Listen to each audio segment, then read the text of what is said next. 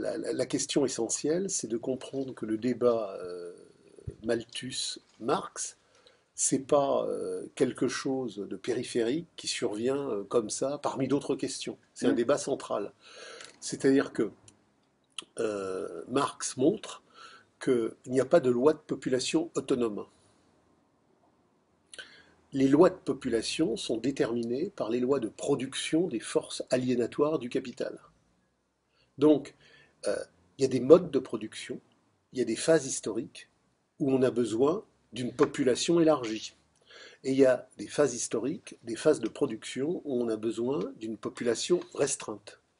Donc, le phénomène mouvement dépopulation, il existe en tant qu'il est une catégorie de l'économie politique, qu'il est une des résultantes du devenir global des forces productives de l'aliénation.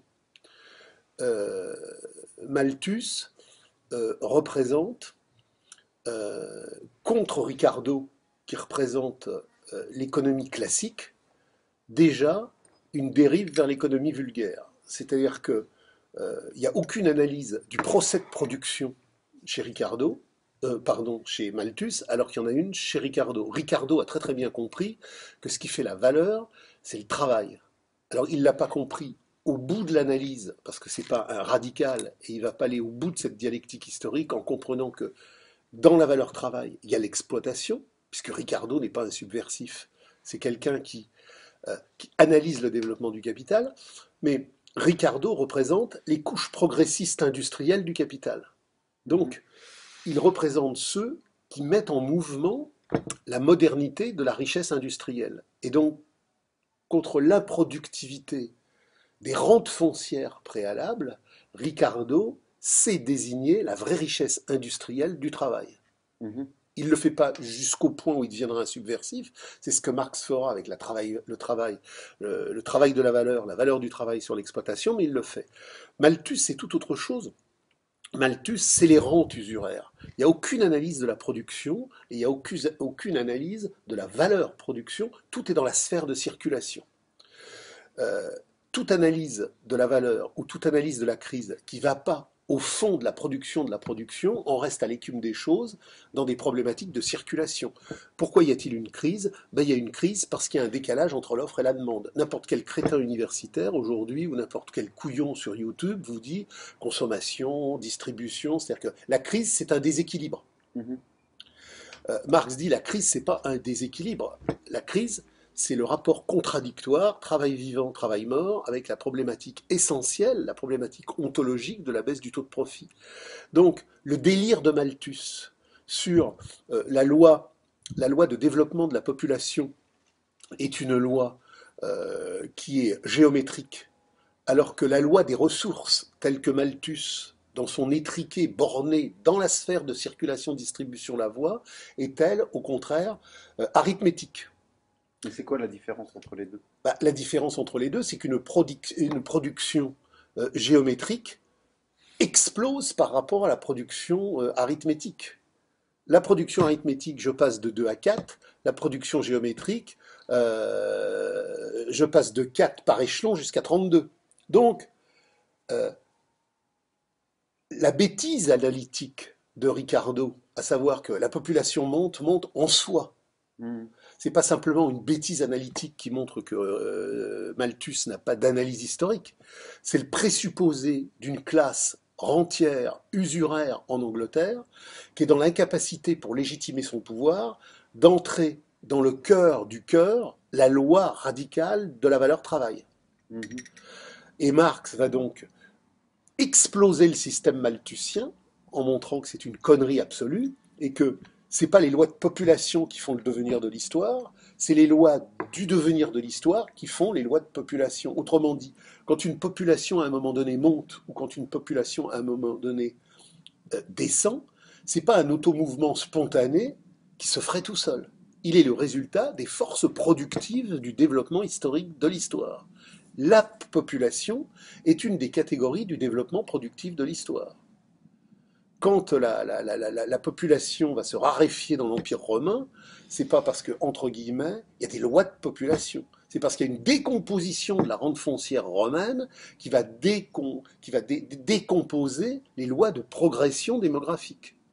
Et quand on en arrive maintenant au capital, Marx, toujours articulé sur le capital, le sixième chapitre inédit, va positionner les lois de progression des forces productives et à partir de là, poser en quelque sorte l'identité caractéristique de toutes les phases du capital. Le capital a deux grandes phases dans l'histoire. Il a une phase de domination formelle et il a une phase de domination réelle. La domination formelle, c'est quand le capital n'est pas encore lui-même et qu'il est encore extrêmement dépendant des formes antécédentes. C'est un mode de production qui n'est pas homogène et qui n'est pas encore lui-même dans la pureté achevée de son lui-même. Et il y a la domination réelle qui intervient à partir de la Première Guerre mondiale, où le capital se débarrasse de toute son antériorité et il devient l'économie monde du monde de l'économie de la marchandise en mouvement. Et donc Marx dit, sans faire une analyse critique du mode de production despotique, oriental, les sociétés tribales africaines, on voit que ces sociétés ont des lois de population en fonction des déterminismes, des spécificités de leur mode de production. Donc il n'y a pas, contrairement à ce que dit M. Malthus, pour légitimer l'angoisse de la classe dirigeante qui veut restreindre la population, c'est les gens là, pourquoi ça va si mal? C'est parce qu'il y a trop de monde. Non, il y a du monde parce que les lois de développement de l'aliénation font qu'à un moment donné, il y a une explosion démographique. Mais l'explosion démographique, elle n'est pas un en soi qui s'autoproduit. Elle résulte du développement des forces productives. Et donc à partir de là, Marx nous dit, il y a deux grandes phases dans le capital, domination formelle, domination réelle. En période de domination formelle, j'ai une loi de paupérisation absolue, la loi de paupérisation absolue, et la loi de surpopulation absolue. C'est-à-dire qu'en domination formelle, le capital détruit tout. Il ravage tout, et à partir de là, il va mettre sur les routes ce qu'il appelle les sans réserve, c'est-à-dire des gens qui n'ont plus rien, et qui sont donc une excroissance de population nécessaire pour détruire les modes de production antérieurs. En Angleterre, au moment des enclosures, avec effectivement... Vous parlez de la domination réelle. Domination formelle. D'accord. En domination formelle, la loi, c'est celle de la surpopulation absolue. Et de toute façon, il faut se dire, il y a un clivage dialectique. En période de domination formelle, toutes les caractéristiques sont toujours absolues. Paupérisation absolue, surpopulation absolue. Et en période de domination... Ça correspond à quoi surpopulation absolue et... Alors, surpopulation absolue, c'est que c'est quelque chose qui résulte du fracas de l'histoire et non pas, à ce moment-là, à un ajustement à la contradiction travail vivant, travail mort dans le développement du machinisme et de la cristallisation de la plus-value. C'est-à-dire que sous Henri VIII, au moment des enclosures, on va déporter des milliers et des milliers de paysans, comme Cromwell déportera des milliers et des milliers d'Irlandais, qui seront d'ailleurs les premiers esclaves de l'Amérique, parce que les premiers esclaves de l'Amérique, avant d'être des Noirs dans un second mouvement, ce sont d'abord et avant tout des paysans catholiques irlandais chassés de leurs terres. À la fin de la révolution cromwellienne du capitalisme anglais, la population irlandaise ne détient plus que 4 à 5% des terres dans la partie la plus extrême de la zone occidentale de l'île. Donc toutes ces populations étaient déportées. Donc Marx nous dit il y a une paupérisation absolue au sens où l'objet du développement des forces productives, c'est de briser toutes les antécédences qui empêchent le développement de l'accumulation du capital. Donc c'est une surproduction qui est absolue parce qu'elle n'est pas ajustée à la dynamique du travail accumulé tel qu'on le rencontrera en domination réelle, c'est on détruit tout, et les gens partent errer dans la gigantesque misère infinie sur les routes. C'est donc une surpopulation qui est absolue, puisqu'elle est absolument liée à la destruction de toute l'antériorité. En domination réelle, j'ai ce que Marx appelle les surnuméraires, c'est-à-dire une armée de réserve industrielle, une surpopulation relative qui est strictement ajustée à la contradiction travail vivant, travail mort, et aux nécessités d'accumulation pour que le travail vivant soit précisément cristallisé en travail machinique. Et il faut comprendre que ça n'est compréhensible qu'à partir de la compréhension du fameux hiéroglyphe, dans toute sa complexité, de la baisse du taux de profit. Malthus est à des années-lumière de pouvoir comprendre ça. C'est le crétinisme le plus absolu de l'auto-légitimation du capital. L'économie vulgaire, qui, contrairement à l'économie classique, qui, elle, essayait de comprendre la valeur, n'est plus qu'une économie d'auto-justification. Donc, tout doit être auto-justifié, donc le développement démographique doit être auto-justifié. Mais donc, j'en reviens à la domination réelle. En domination réelle, j'ai la réalisation concrète de la forme accomplie de la baisse du taux de profit. En période de domination formelle, là encore je retrouve l'absolu, je suis dans une prédominance de la plus-value absolue. En période de domination réelle, je suis dans une prédominance de la plus-value relative. Domination réelle, tout est relatif. Domination formelle, tout est absolu. En domination formelle, l'accélération productiviste de l'exploitation présuppose l'usage de la plus-value absolue, c'est-à-dire le fait qu'on fait travailler les gens plus longtemps, et elle est donc une plus-value absolue, parce qu'elle n'est pas relative à la mécanisation cristallisante, elle est à proportion de l'absolue domination d'une plus-value qui vient d'un travail non payé, de moins en moins payé. C'est-à-dire que dans les mines, on faisait 8 heures, ou on faisait 9 heures, ou on faisait 10 heures, du jour au lendemain, on en fait une de plus. Mais on est payé pareil. Donc la variable, c'est le temps de travail humain, La- c'est pas la technologie Voilà. qui va remplacer le... Donc c'est une plus-value absolue. En domination formelle, tout est absolu. En domination réelle, tout est relatif. Je n'ai plus besoin en domination réelle de faire travailler les gens plus longtemps. Je peux même les faire travailler moins longtemps parce que par l'arraisonnement du travail machinique sur le travail vivant, j'obtiens une productivité supérieure. C'est-à-dire qu'en domination formelle, un salarié, même extorqué de plus-value absolue, de plus en plus absolue, peut pas produire plus de 24. En domination réelle, par la machinisation, il peut produire 75, 86, 560. Donc l'ouvrier le plus exploité aujourd'hui, c'est pas ceux qui sont encore dans une dynamique historique où la plus-value absolue a encore une grande prépotence. Par exemple, les ouvriers de Bombay. C'est les ouvriers les mieux payés de Hambourg ou de Toulouse qui, au niveau du salaire relatif, sont encore plus aliénés que l'étaient leurs arrière-grands-parents en période de domination formelle.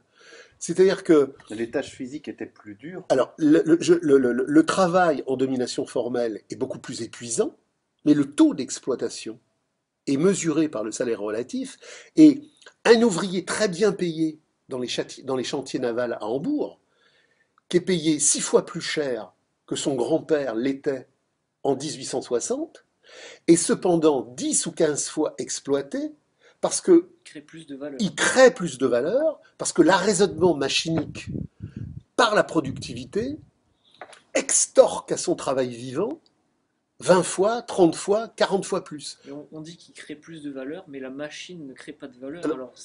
Alors c'est là où il faut que les gens, si je parle, si je discute, je ne peux pas parler discuter à partir de ma subjectivité, même si j'estime que cette subjectivité est très intelligente. Où je m'intéresse aux lois de population et à la crise du capital, et je bosse un peu, je vais lire, ou alors je la ferme. Donc, si je veux comprendre ça, je ne vais pas le comprendre en voyant 3 vidéos et puis en réfléchissant dans ma matière grise narcissique. Je vais me confronter au texte, à l'histoire, à l'analyse et à tous les acquis théoriques du mouvement ouvrier révolutionnaire. Donc, seul le travail vivant crée de la valeur. Mais ce travail vivant qui crée de la valeur, il la crée dans un espace qui s'appelle l'espace de la concurrence mondiale. Donc, j'ai le souci de produire de la plus-value, de réaliser de la plus-value, mais de vendre le plus possible. Et pour vendre le plus possible, il faut que je produise le plus vite possible. Parce que si je produis 2 fois plus vite que le concurrent, je vais avoir des coûts inférieurs. Mais ces coûts inférieurs ne créent pas de la valeur. Ce qui crée de la valeur, c'est le travail des hommes. La machine ne crée pas de valeur. La machine, elle produit par son usure une transmission de valeur qui fait que la valeur du travail humain qui l'a cristallisé est transmise aux marchandises par l'usure. Mais une fois que la machine est usée, je ne peux pas la suruser. Alors que l'homme est surusable. Donc, Elle est usée parce qu'elle ne rentre plus dans le comment? Dans elle a la produit sa production. valeur. Ouais. C'est-à-dire que l'empirie nous dit, ah ben la machine elle est usée, elle s'arrête, elle marche plus. Non, elle est usée parce qu'elle produit plus assez. Mais elle a accompli son cycle, c'est-à-dire que si une machine, outil, contient du travail cristallisé humain de plus-value exploitée de 675, c'est quand elle atteint 674 et qu'elle bascule dans 675 qu'elle est usée. Il y a l'apparence, il y a l'essence, il y a le concept. L'usure de la machine, c'est pas simplement une usure physique. La machine se met à fumer, elle marche plus. Elle a accompli le temps de la valeur humaine confisquée qu'elle contenait. Donc, je ne peux pas exploiter une machine. Par contre, je peux exploiter les hommes. Donc, le nerf de l'exploitation, c'est le travail humain. Mais, alors, le béotien qui n'a jamais lu, mais qui veut quand même parler, nous dit, mais enfin, si le capital utilise des machines, c'est qu'elles lui produisent de la valeur. Non, elles lui produisent une accélération du temps de transmission de la valeur, mais elles ne produisent pas de valeur. Donc, je vends plus en masse, parce que je vends des marchandises que j'ai produites plus vite, mais Marx nous dit, au-delà du bénétisme à la Ricardo, à la Malthus, à la Kenney, à la Smith, à la Sismondi, ce qui compte, c'est pas le profit, c'est le taux de profit. Donc, la masse du profit grossit puisque je vends de plus en plus. Mais le taux de profit, lui, ne cesse de baisser. Et le capital est cette organicité contradictoire qui fait que, en permanence, le capital est condamné à accumuler les conditions de sa mort. Le parcours biologique du capital est le parcours dialectique de sa nécrologie. Donc c'est là où intervient la surpopulation relative de la domination réelle. Comment faire pression sur les salaires? Alors faire pression sur les salaires, Marx l'explique très très bien dans la 7e section du livre 1, ça a d'abord été la mise au travail des femmes. On n'a pas mis les femmes au travail pour qu'elles s'émancipent d'une cellule familiale sclérosée. On les a mis au travail parce que, entre les paramètres de la force physique, entre les paramètres de la grossesse, et bref, tous les paramètres historico-biologiques, d'emblée, on a considéré que la femme serait moins payée que l'homme. Donc, Marx nous dit, on remplace un homme par 2 femmes. Et après, on a l'armée de réserve immigrée, quand on dit on remplace un Yankee par 3 Chinois. Et c'est pas lié au hasard si c'est un homme par 2 femmes et un Yankee par 3 Chinois. C'est que la modernité fait de l'armée de réserve immigrée une loi générale de population qui a sa cohérence, sa logique, sa dialectique du point de vue des luttes de classe. C'est pas par hasard si cette surpopulation relative immigrée emprunte le chemin de la surpopulation relative féminine dans cette première armée de réserve de femmes mises au travail. La deuxième, c'est les immigrés mis au travail. Après la grande grève sauvage de 68, quand le capital, pour assumer la modernité de sa crise et les difficultés de plus en plus délirantes de la baisse du taux de profit, dit on va faire venir des ouvriers d'un temps immobile où la lutte de classe radicale n'a jamais existé, pour remplacer le communard insurrectionnel de 68 par l'ouvrier des despotismes orientaux, africains ou orientaux, qui n'aura pour objectif que la consommation ostentatoire du rapport marchand. Donc, le fait que dans les années 70, on généralise la contraception et l'avortement, et que dans le même temps, on généralise le regroupement familial, ça n'est pas un hasard. Le capital ne produit que ce qui le renforce. Il n'étaye que ce qui le valorise. Donc il faut avoir une compréhension radicale à partir des Grundrisse et du Capital sur la compréhension des lois de population.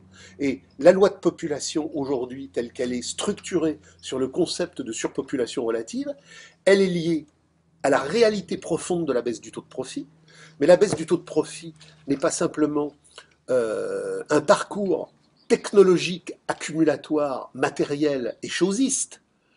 La baisse du taux de profit, c'est une réalité sociale de lutte de classe qui intègre l'ontologie radicale de notre volonté de jouir, de notre volonté d'émancipation, de notre volonté d'un autre monde. Il ne faut surtout pas s'imaginer que la baisse du taux de profit et les lois que Marx positionne dans les Grundrisse et le capital, c'est des catégories matérialistes de devenir historique inerte de marchandises matérielles. Euh, Marx n'a pas écrit une économie politique nouvelle, il a écrit une critique de l'économie politique. Donc, il ne s'agit pas de se servir de l'économie pour aller plus loin. Toute l'économie universitaire, classique, officielle, c'est de la merde. Faut pas aller chercher chez Keynes, chez X, chez Y, pour essayer de trouver des trucs et aller plus loin.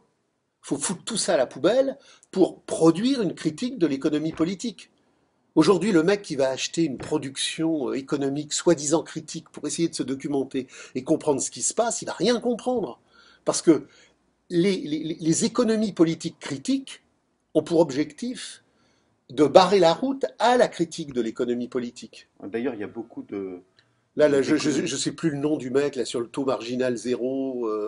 Rifkin. Rifkin. Aucun intérêt. Le mec qui a lu Marx, il rigole quand il lit ça. Par contre, le mec qui a jamais lu Marx, qui veut pas faire d'efforts, c'est facile. C'est facile. C'est pareil. Je veux dire, dans les années 30, où j'ai une critique radicale intelligente et je lis Bilan, ou je lis Bordiga, ou je me masturbe en lisant Céline. Ouais, mais Ça ne veut pas dire que Céline est con. Céline est très intéressant, mais Céline n'ouvrira pas la porte du cheminement historique de la compréhension. Il va rassurer mes balbutiements chiants en moi-même sur l'horreur du monde. Il faut savoir ce qu'on lit, Ouais. et ça, faut savoir ce qu'on veut faire et où on va. Il faut en revenir à l'essentiel. Quand Bordiga dit, même si Bordiga sur le léninisme est vraiment pas à la hauteur d'une compréhension radicale, sur le communisme, sur la crise, quand Bordiga dit toute la novation du XXe siècle c'est de la merde, c'est pas un jeu littéraire. Ça veut dire que les gens qui apprennent quelque chose dans toutes ces productions économiques, journalistiques, sociologiques, dermatologiques, tout ce que vous voulez, c'est des gens qui sont ignares. On peut rien apprendre là-dedans si on connaît, si on sait. Si on connaît Bordiga, Rosa Luxembourg, les textes de Marx, tout ça est pitoyable. Alors, le Capital est en train de se péter la gueule. Même le journaliste le plus nul de BFM TV peut vous dire ça va mal finir, il va y avoir une crise bancaire, le Capital n'arrive plus à produire du profit. On s'en fout, c'est pas le profit, c'est le taux de profit. Et c'est pas le taux de profit, c'est la lutte de classe radicale dans la baisse du taux de profit. Donc, on n'a qu'une vie, on a peu de temps devant nous, il faut aller à l'essentiel. Donc ne perdons pas notre temps à chercher dans les rayonnages des actualités des librairies, des trucs qui ouvrent des petits chemins. Prenons la route du grand chemin radical à travers Hegel, Marx, Bordiga, Rosa Luxembourg pour aller à l'essentiel. Aujourd'hui, tous les gens qui vous parlent de la crise n'y comprennent rien. Parce qu'ils ne sont pas dans cette armature essentielle. Donc si quelqu'un vient vous voir avec un graphique de la population mondiale, avec cette courbe exponentielle que vous connaissez sans doute, vous leur dites quoi? Ça c'est pas l'essence, c'est pas Mais essentiel. bien sûr que non, c'est le résultat. Alors, après, le mec inquiet qui dit oh, c'est terrible, il y a de plus en plus de monde. Oui, bah oui, il y a de plus en plus de monde. Parce que le capital, dans sa dynamique aliénatoire, par rapport à la baisse du taux de profit et par rapport aux gigantesques modifications démographiques, a le besoin de cette nécessité. Le problème, c'est pas, c'est exactement comme quand on discutait de la franc-maçonnerie. Il y a les effets, les parties et les causes. Le fond de l'histoire, c'est la dynamique aliénatoire du capital dans le devenir du fétichisme de la marchandise. Je peux passer toute ma vie en lisant Baruel, en lisant Cochin, en disant putain la franc-maçonnerie, 89, 90, bah oui, Marx dit bah oui, la franc-maçonnerie, c'est l'avant-garde du capital, mais elle crée rien, la franc-maçonnerie. Elle est le produit de la création du capital, elle est l'idéologie en constitution, les loges sont l'idéologie en constitution du capital. Alors aujourd'hui, je peux passer ma vie à critiquer la franc-maçonnerie, mais la franc-maçonnerie n'existe pas. La franc-maçonnerie n'est pas une sphère autonome qui existerait en elle-même. Elle est le produit de la dialectique du capital dans l'émergence de sa modernité. Et c'est pareil pour la loi de population. La loi de population, c'est un effet. La franc-maçonnerie, c'est un effet. Euh, la crise médicale moderne, le fait qu'on bouffe tous de la merde, tout ça, c'est des effets du système. Donc il faut toujours remonter à l'essence des choses. Le communisme est le naturalisme achevé, et le capitalisme est l'antinaturalisme achevé.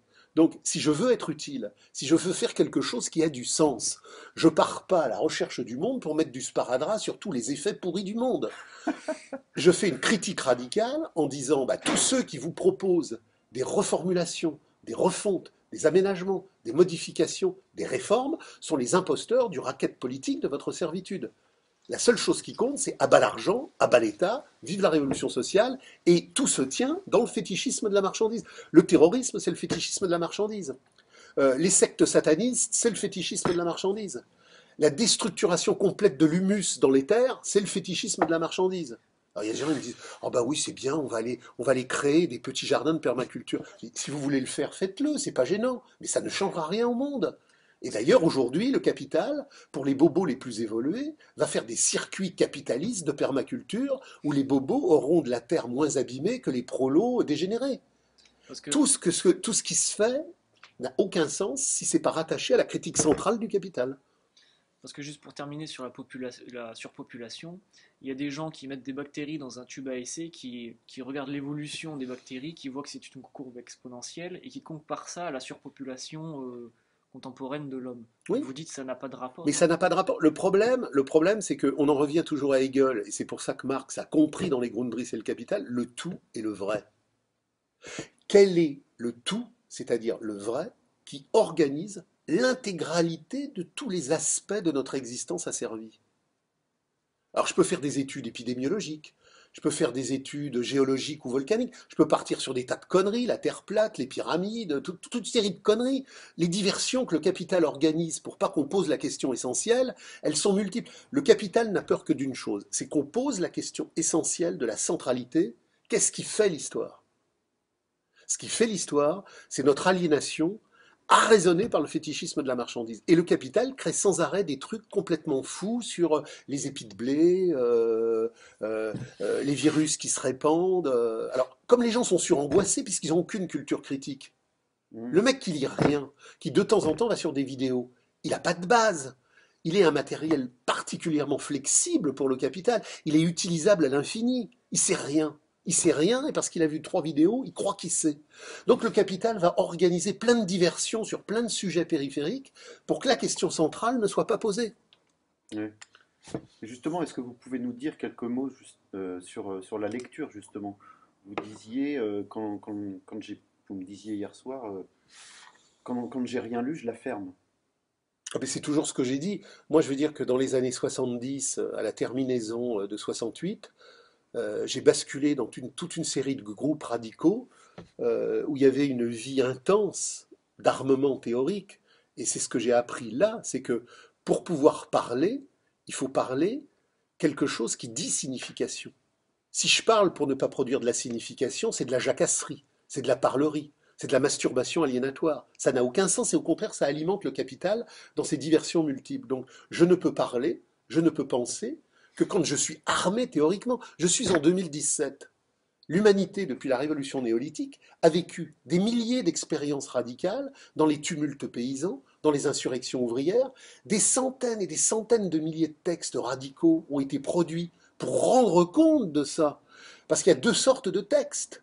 Il y a le texte de la jacasserie narcissique, où Dupont, avec ses petites lunettes, prétend trouver une loi explicative de l'histoire. On s'en fout de Dupont et de ses lunettes. Par contre, il y a les textes radicaux, anonymes, impersonnels, qui rendent compte de mouvements sociaux où on ne jacasse pas, on ne produit pas du jargon ou de la parlerie, on rend compte d'une expérience historique vraie. Donc c'est ces textes-là qu'il faut lire. Et effectivement, quand j'ai basculé dans ces groupes-là, j'ai vu la grande différence qualitative qu'il y avait entre ces vieux ouvriers espagnols, ces vieux ouvriers italiens qui avaient vécu des grands mouvements insurrectionnels et qui avaient à me transmettre un savoir que je devais accepter avec humilité pour devenir quelqu'un. On ne devient pas quelqu'un parce qu'on veut devenir quelqu'un. On devient quelqu'un parce qu'avec humilité, on accepte le faisceau de la tradition, de la transmission, et qu'à partir de là, on se réapproprie Marx, Engels, Hegel, Bordiga, Rosa Luxembourg, non pas parce que c'est des fétiches, mais parce que c'est eux qui ont été le plus loin dans l'incarnation de ces mouvements radicaux. Donc, on est aujourd'hui au maximum de l'inculture. Bah oui. Marx et Debord disaient la même chose dans des termes différents. Il y a eu de l'intelligence, il n'y en a plus. Il y a eu de l'histoire, il n'y en a plus. Mais Donc les gens ne connaissent rien. Les gens ne lisent plus, et c'est le résultat de ce que le capital veut. Quelqu'un qui lit est dangereux. Quelqu'un qui fait du tourisme sur les vidéos, il n'est pas dangereux. Donc, vous me proposez un entretien, je l'assume, hein, mais je dis aux gens qui vont peut-être le regarder, surtout, prenez-vous en charge dans un automouvement de conscience. Emparez-vous de la totalité du monde dans la totalité de votre jouissance. Lisez, creusez, avancez, non pas parce que la lecture serait un fétiche, mais parce que la lecture, c'est cet héritage de vie, de jouissance, de combat que des millions de paysans insurrectionnels et d'ouvriers insurrectionnels nous ont transmis. Quand à Barcelone en 1937, les ouvriers en situation d'insurrection créent des journaux insurrectionnels où ils expliquent comment la gauche démocratique est en train de fusiller les grévistes. Ils ne font pas ça pour décorer les murs. Ils font ça pour nous transmettre un savoir critique.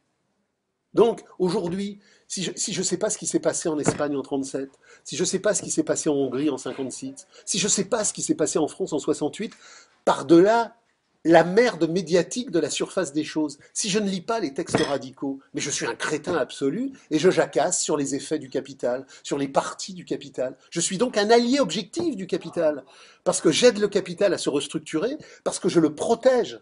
Aujourd'hui, l'enjeu, il est simple, il est clair, c'est tout accepter ou tout refuser.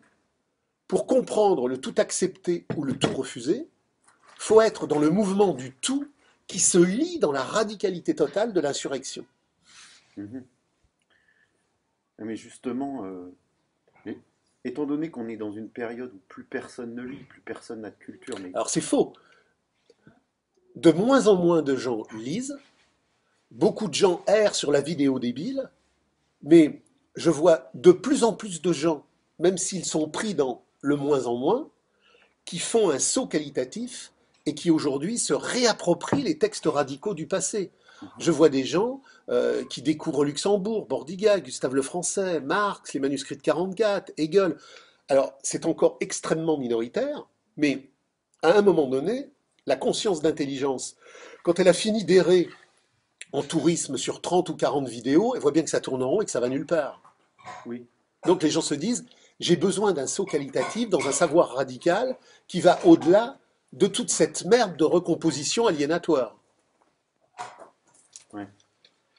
Mais ce ne sera pas de toute façon les lectures qui vont faire que Mais ça va non, péter. mais il y a deux choses.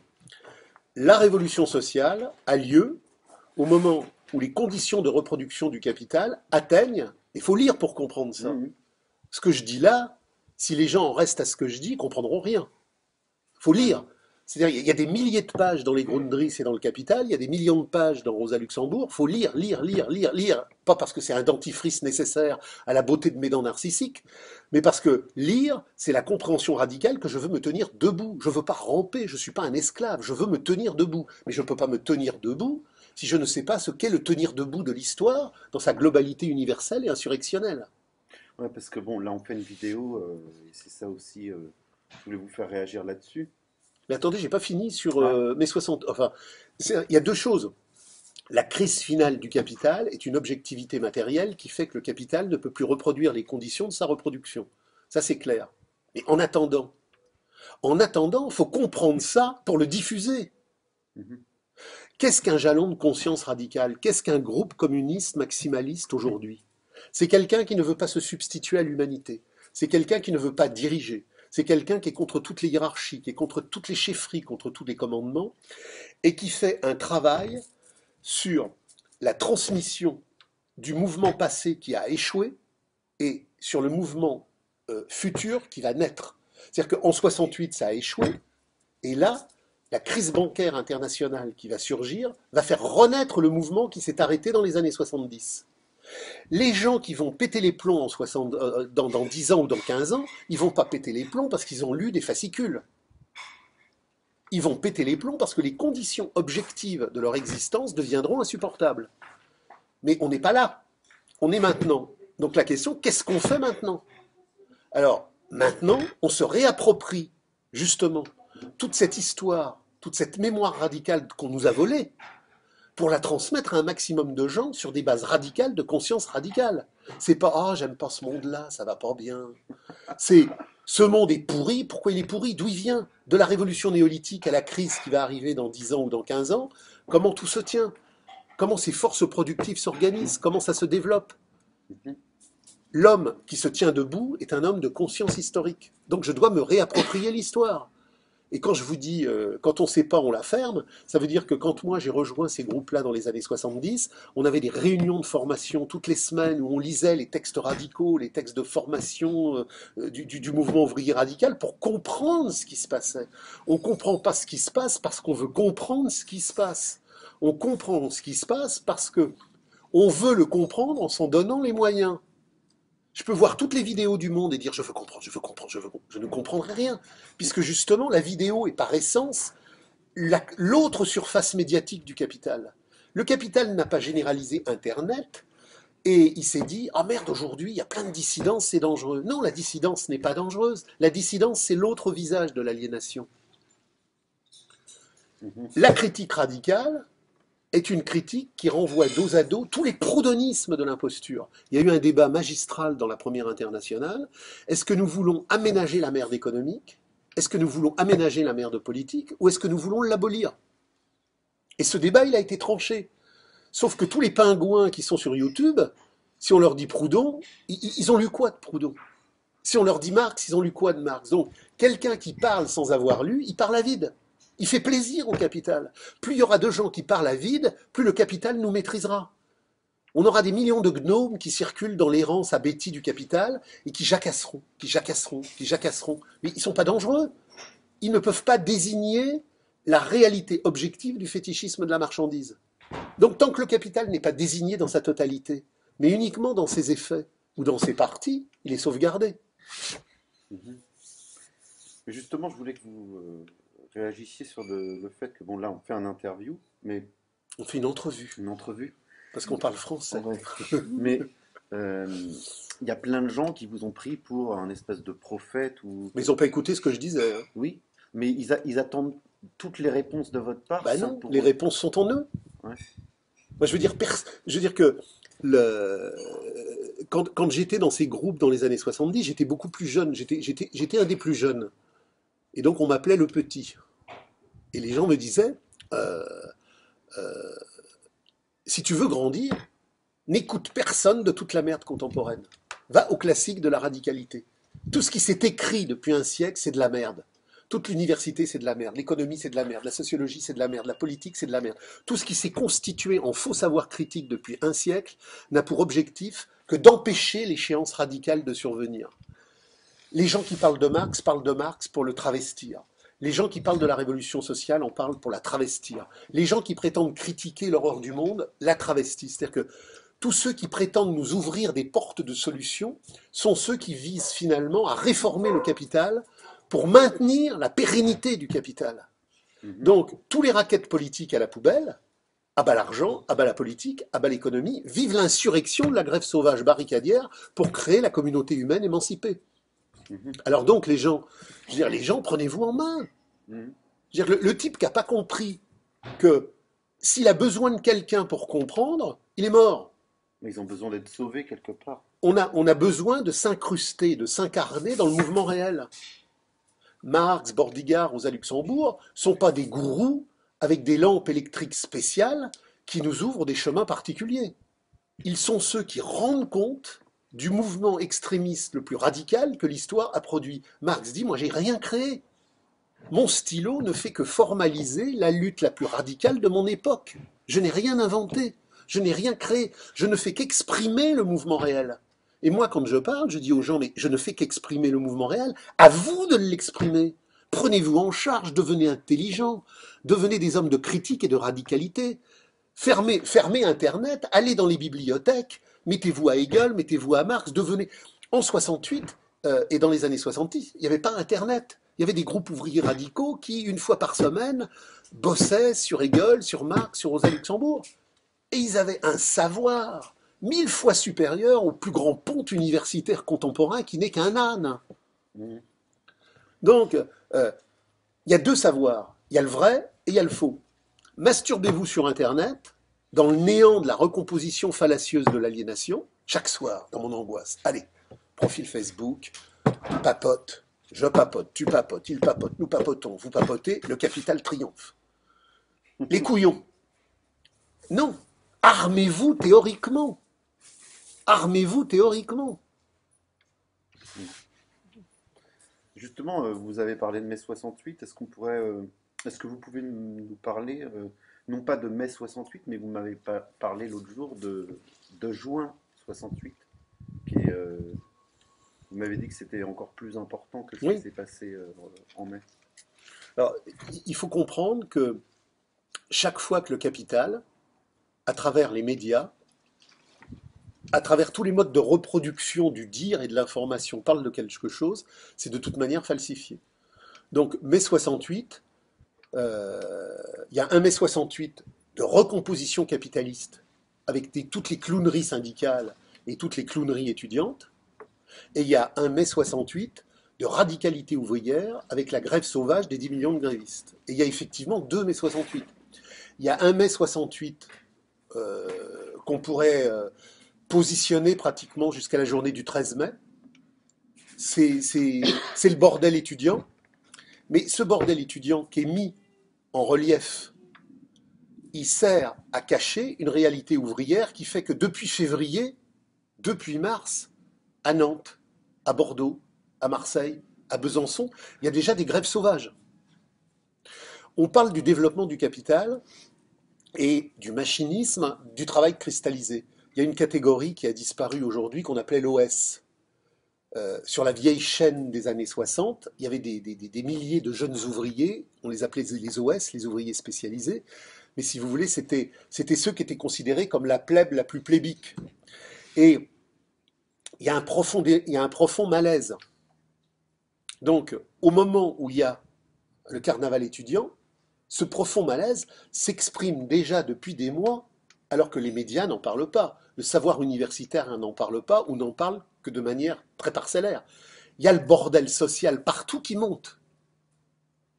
Mais on n'en parle pas parce que ça fait peur. Les clowneries de Cohn-Bendit à Nanterre pour savoir si les garçons vont aller dans les chambres des filles, ça intéresse le capital, parce que ça fait diversion débile. La révolution des mœurs, pour que la sexualité machinique soit accomplie dans la réification absolue, ça fait plaisir au capital. Mais la grève sauvage qui va échapper aux syndicats, ça fait très peur au capital. Il y a donc deux mouvements. Il y a le mouvement de la réaction capitaliste pour la modernisation du capital, et il y a le mouvement de la grève sauvage. Et le mouvement de la grève sauvage, qui donc, de manière perlée, existe déjà depuis des mois, va prendre une forme nouvelle le 13 mai. Il y a eu des affrontements dans le quartier latin et dans plusieurs villes de France, et le 13 mai, sous la pression de la base, les syndicats sont contraints d'envisager une grève générale. Mais c'est une grève générale mythologique. C'est une grève générale grand guignol.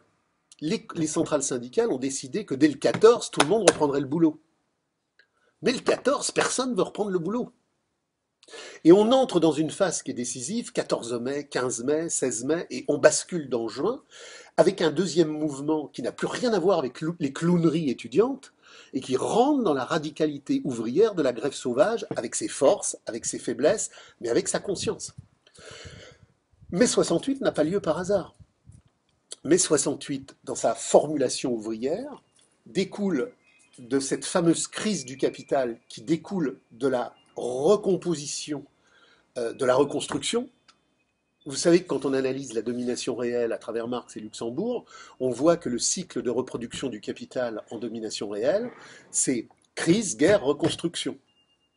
Mais quand on termine la reconstruction, on retrouve une baisse du taux de profit qui pose un problème gigantesque avec une saturation des marchés qui est généralisée. Pompidou avait dit à De Gaulle, vous savez, si on atteint 400 000 chômeurs, ça pète. Aujourd'hui, on en a des millions.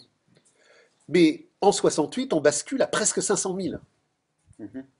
Alors, les gens ne vont pas bouger parce qu'ils se disent, ça y est, on a franchi 500 000. Je vous le disais hier soir, il y a un truc qui est très important, c'est l'article débile de Pierre-Vincent Ponté, qui est un mandarin journalistique de la conscience fausse, qui est écrit dans Le Monde régulièrement, et qui, en mars-avril, écrit plusieurs billets dans Le Monde où il dit « La France s'ennuie ». Alors, il n'a pas une analyse de classe radicale, mais il pointe une réalité qui est celle du malaise existentiel. Et c'est là où il faut faire une analyse de classe radicale sur ce qu'est la baisse du taux de profit. Le capital n'a pas une matérialité matérielle et une matérialité subjective de perception émotionnelle. Il n'y a pas deux instances. Le capital est une totalité. La matérialité matérielle passe dans la matérialité des perceptions, la matérialité des perceptions passe dans la réalité matérielle. Le capital est une unité organique. Il n'est pas décomposé en strates ou en mécanisme d'horlogerie qui ferait que la roue 1 entraîne la roue 2, qui entraîne la roue 3, qui entraîne la roue 4. Alors, roue 1, crise capitaliste, roue 2, malaise social, roue 3, énervement, peur, mélancolie, roue 4, colère, rage et incendie. Ça ne fonctionne pas comme ça. Il y a une unité organique, dialectique, où tout se tient. Quand Vincent Ponté dit « la France s'ennuie », dans son langage d'idiotie de surface journalistique, il dit « il y a un gigantesque malaise social ». Ces OS qui, depuis des mois, dans des greffes perlées, font naître une nouvelle radicalité ouvrière qui échappe aux bureaucraties syndicales, c'est l'émergence d'une tempête qui vient et qui s'annonce. Et donc, 14 mai, 15 mai, fin mai, début juin, la mécanique devient totalement incontrôlable et les syndicats vont avoir un mal fou à briser le mouvement. Mais ils vont le briser. Alors pourquoi vont-ils le briser? Parce que les conditions objectives ne sont pas réunies.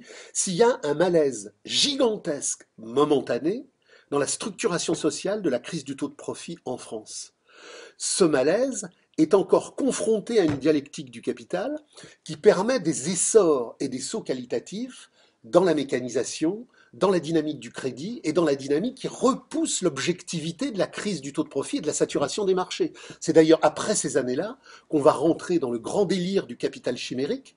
On va réaliser le livre 3 du capital, c'est-à-dire qu'à partir de cette crise des années 70, le capital va rentrer dans une inflation monétaire, dans une inflation bancaire et dans une inflation de crédit chimérique. C'est pas par hasard.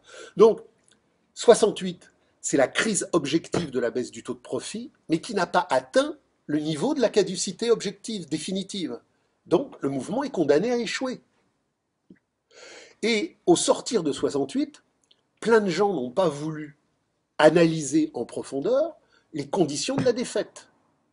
Alors les conditions de la défaite, c'est où que la crise n'avait pas atteint la réalité matérielle de la caducité du capital telle qu'elle est posée par Marx ou par Rousseau Luxembourg, c'est mon point de vue. Ou alors, c'est une onérie subjective. Les gens n'ont pas eu suffisamment de volonté, les gens se sont fait avoir, les gens ceci, les gens cela. Non, il y a deux analyses, il n'y en a pas trois. C'est ou un problème de subjectivité autonome, ou c'est un problème de matérialité radicale de la crise du capital. Donc, toute une série de gens ont compris le spectacle de la marchandise, l'aliénation, le terrorisme, mai 68, des groupes ultra-gauche allemands, des groupes ultra-gauche italiens, même les situationnistes. Mais personne n'a fait synthèse radicale du à quelles conditions objectives, puisqu'on vient de voir dans mai 68 la grève sauvage, à quelles conditions objectives demain, une grève sauvage beaucoup plus étendue pourra objectivement manifester la crise terminale du capital. Et le seul travail que l'on ait à résoudre finalement, le travail décisif, c'est à quel moment la crise terminale du capital produira les conditions de caducité du capital. Alors ça ne veut pas dire qu'en attendant la crise terminale, il ne faut rien faire. Au contraire, en attendant la crise terminale du capital, il faut tout faire. Il faut dénoncer toutes les cures de rajeunissement, tous les professeurs de peinture et de décoration extérieure qui veulent que nous modifions les données abominables du capital pour les recomposer de manière plus humaine, de manière plus sociale, de manière plus joyeuse. Le pire ennemi de la révolution, dans le capital, ce sont les représentants de l'idéologie révolutionnaire. Le capital a besoin d'une idéologie révolutionnaire pour enfermer les gens dans des voies de garage en leur disant on va créer un capital différent, un capital populaire, un gouvernement social. Le pire ennemi de la révolution, c'est ceux qui prétendent parler de révolution pour ne pas la faire et pour faire du réformisme radical. Le pire ennemi de la révolution, ce sont les réformistes radicaux, c'est-à-dire tous les néo-proudhonistes contemporains qui veulent réagencer la merde de l'économie politique au lieu de l'abolir. Bon, bah, de toute façon, on a fait le tour, là, non? T'avais d'autres questions? Ah oui, alors, Oui, non. Au lieu d'acheter de la daube, achetez des livres. Si vous achetez 300, 300 euros de daube par mois, vous deviendrez débile. Si par contre vous achetez 300 euros de Marx, de Rosa Luxembourg, vous pourrez peut-être devenir intelligent. ouais. Alors, rien à voir, il y avait des questions. Alors, il y a des questions qui m'ont été envoyées. De toute façon, je ferai le montage après, c'est pas très grave. Alors, Pourquoi on dit le montage et pas la descente? je sais pas du tout. Ça va, Malena? Oui, Parce que non, vas-y. non, ça se monte comme, Non, mais je dis comme ça un pour rigoler. édifice. Je dis ça pour rigoler parce que c'est la même chose. Je tombe enceinte. Je dis toujours aux gens, non, on monte enceinte. Mais c'est un lapsus décisif, ça. Vous imaginez, je dis, je tombe enceinte. Vous imaginez la catégorie à la fois linguistique, émotionnelle et inconsciente de la grossesse. Et si on dit je suis enceinte? Bah, c'est mieux. Parce que tomber enceinte, ça veut dire que tout ce qu'on avait. Enfin, la vie Bah, d'avant. ça veut dire que de toute manière, il y a une chute. La vie d'avant tombe. Ouais. On peut plus bosser.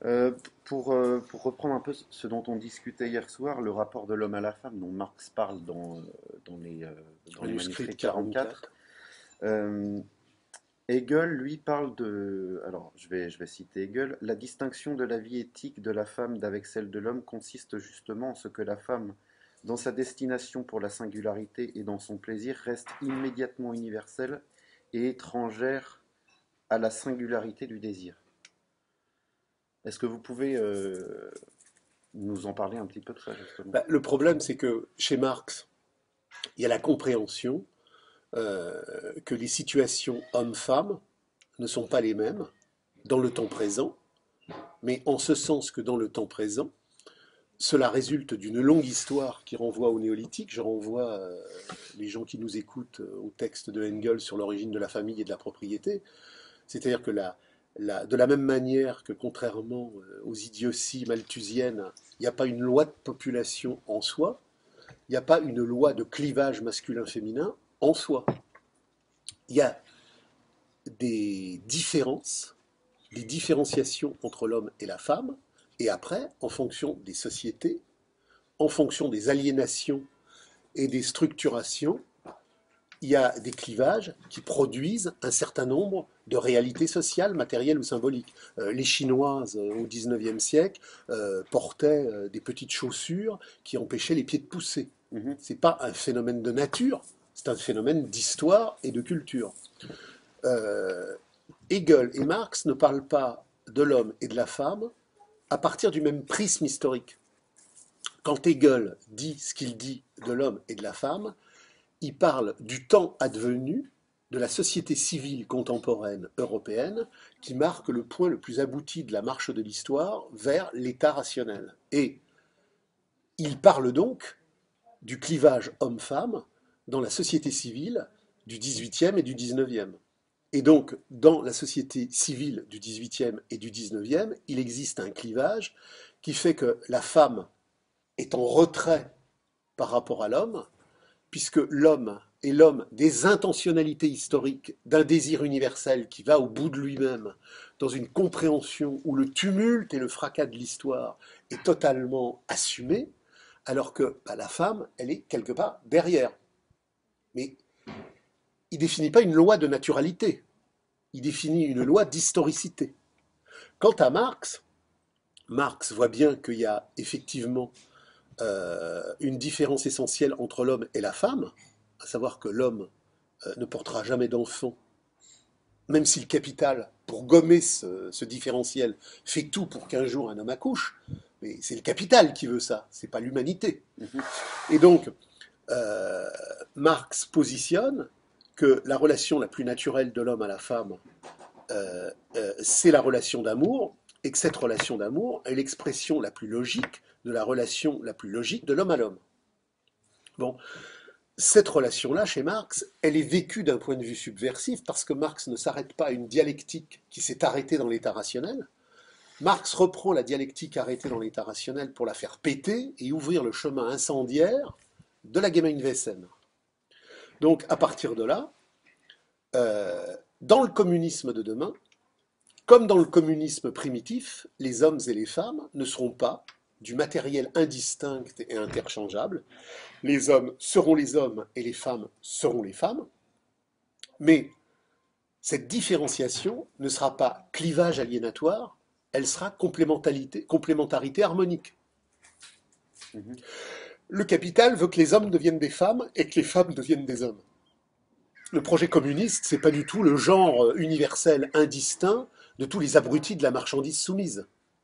C'est les hommes sont des hommes, les femmes sont des femmes, et de cette relation différentielle naît une harmonie positive qui fait que l'être générique de la Gemeinwesen a du sens. Il y a un être générique de la Gemeinwesen parce que la femme émancipée est une femme qui est émancipée et que l'homme émancipé est un homme qui est émancipé. Mais il n'y a pas d'êtres gris mélangés qui sont à la fois l'un et l'autre. Donc toute la pathologie contemporaine de l'indistinction où tout se mélange dans un sujet machinique, transgenre, transsexe, transconnerie, ça n'existe pas.